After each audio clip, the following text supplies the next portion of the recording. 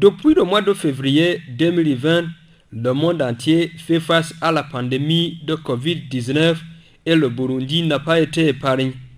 Face à cette situation, le programme financé par l'OFIDA a entamé différentes activités allant dans le sens de renforcer la résilience des populations à cette pandémie.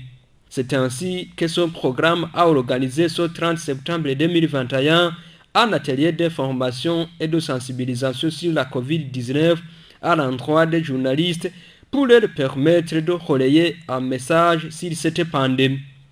Joseph Gahungu, il est le chargé du programme de production agricole et l'élevage au sein du programme de développement des filières Prodéfi en cycle.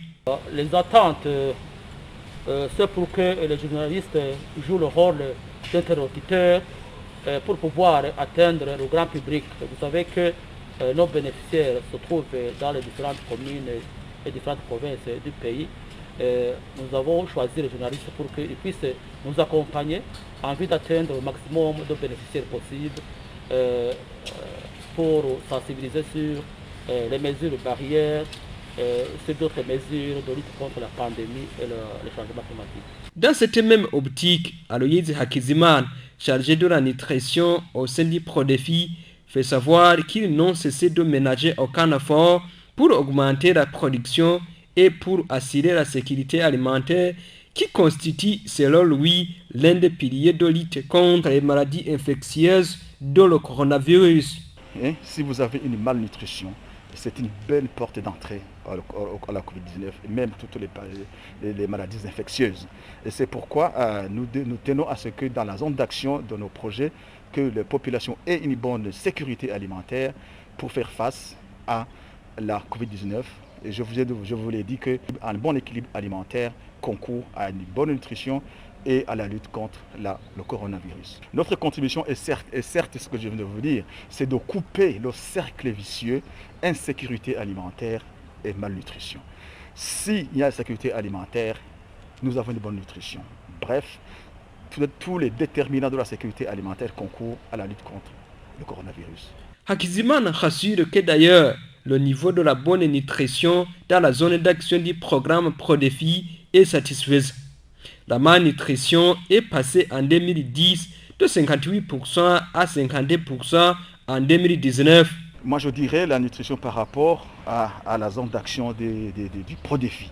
Et c'est le seul projet que je travaille au Prodéfi et c'est là où je maîtrise très bien. Et moi, à ma connaissance, la situation de la nutrition, de la bonne nutrition, elle est satisfaisante dans la zone d'action du programme, du projet Prodéfi, qui est le projet de développement des filières. Et comme tout le monde le sait, en 2010, c'était le Prodéfi 1.